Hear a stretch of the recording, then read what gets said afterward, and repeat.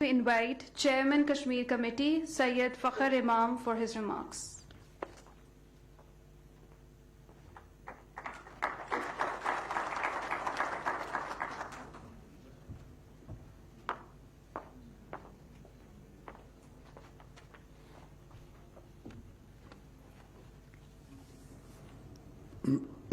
Bismillahir Rahmanir Rahim. The Honorable Prime Minister of Pakistan, honorable members of the Cabinet, honorable parliamentarians, honorable service chiefs and the senior officers and all the gentlemen who represent the armed forces of Pakistan, the honorable diplomats, ladies and gentlemen, Assalamu alaikum.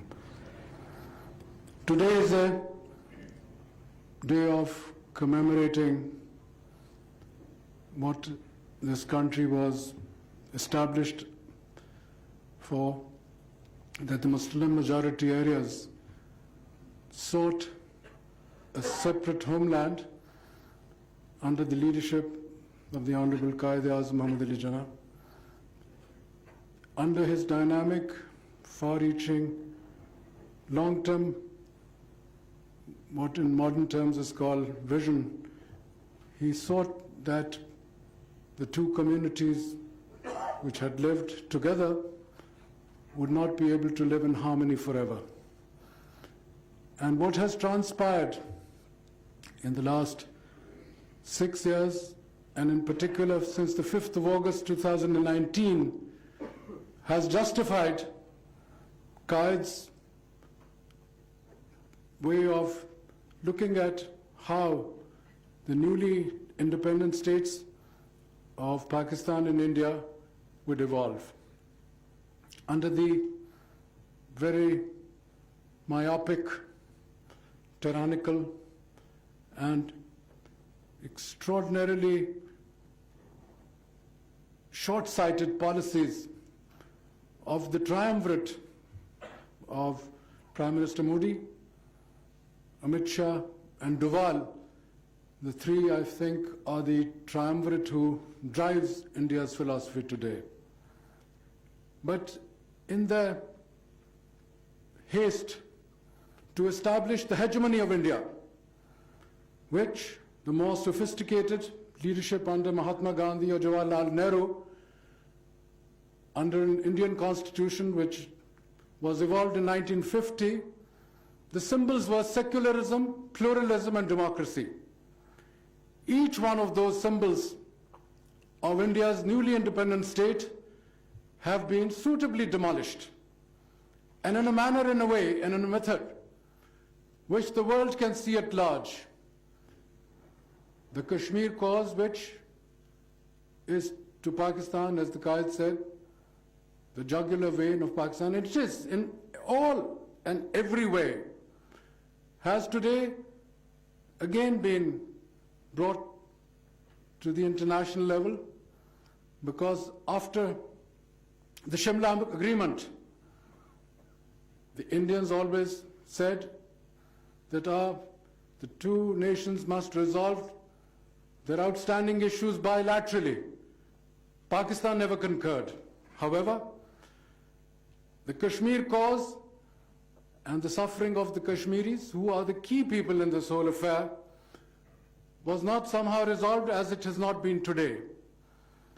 But Modi, with his BJP ethos and the manner that he runs India,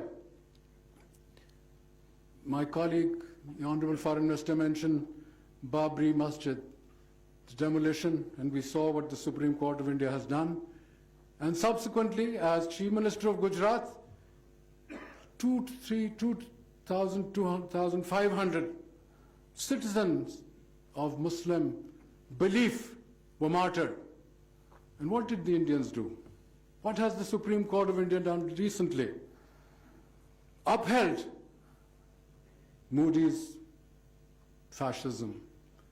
So in a way, where the world is looking at India, the optics are totally different. The United Nations, in 3 ways, has recognized Pakistan's position. Number one, after the 5th of August, illegal, unilateral, aggressive, occupying or reoccupying of Indian Kashmir. Subsequently, we sought a meeting of the United Nations Security Council.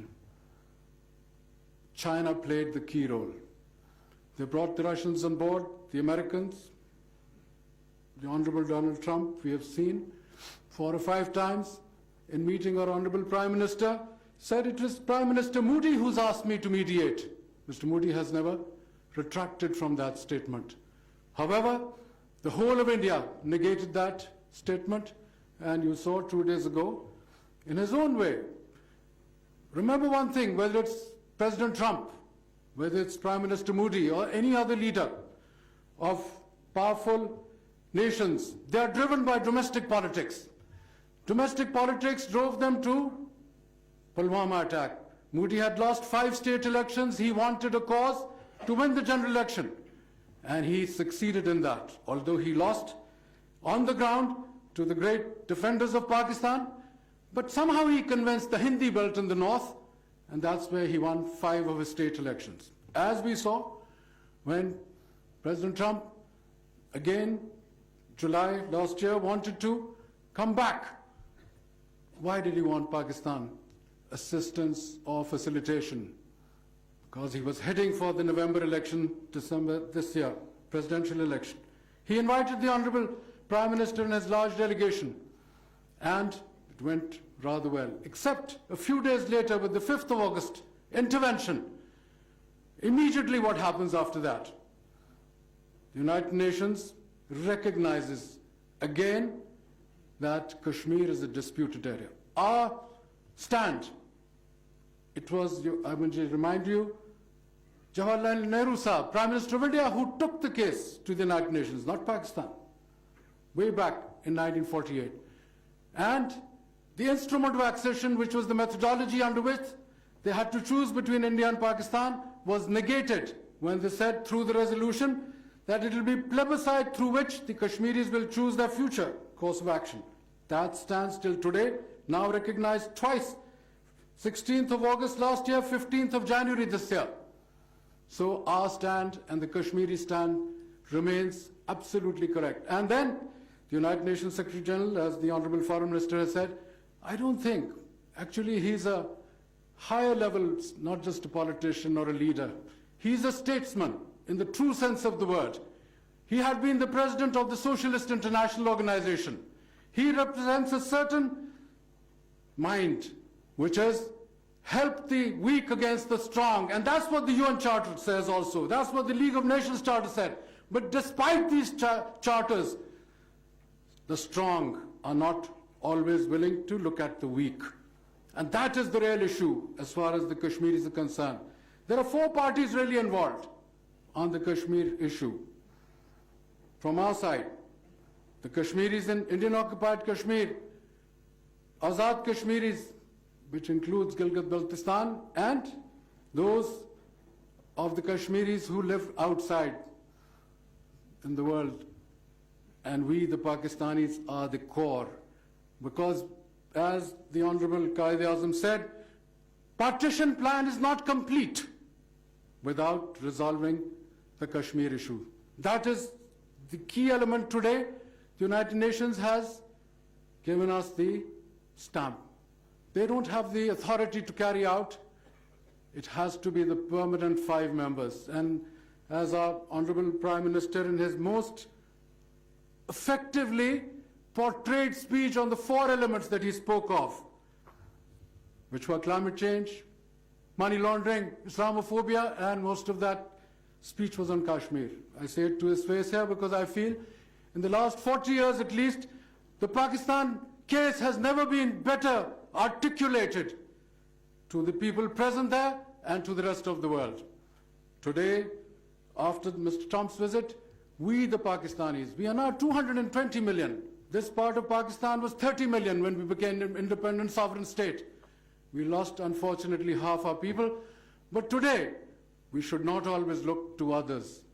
We should make the resolve that unless and until we, each citizen of Pakistan, wherever he or she is, stand up for their rights and protect ourselves as competitors to the rest of the world.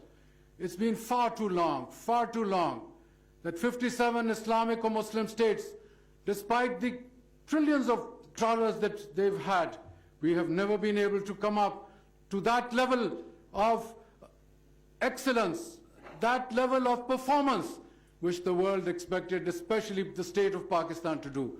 I, for one, feel we've now got the opportunity, the way this Kashmir issue should become the trajectory to project ourselves in the world. But most of all, we need to sort out our own economic and political dynamic on the ground so that the citizens of Pakistan get justice above all, opportunities above all, institutions of learning and excellence above all. And if we can establish that, I, for one, would feel that Quaid-e-Azam Muhammad Ali Jinnah's unity, faith and discipline would have been achieved. Thank you very much.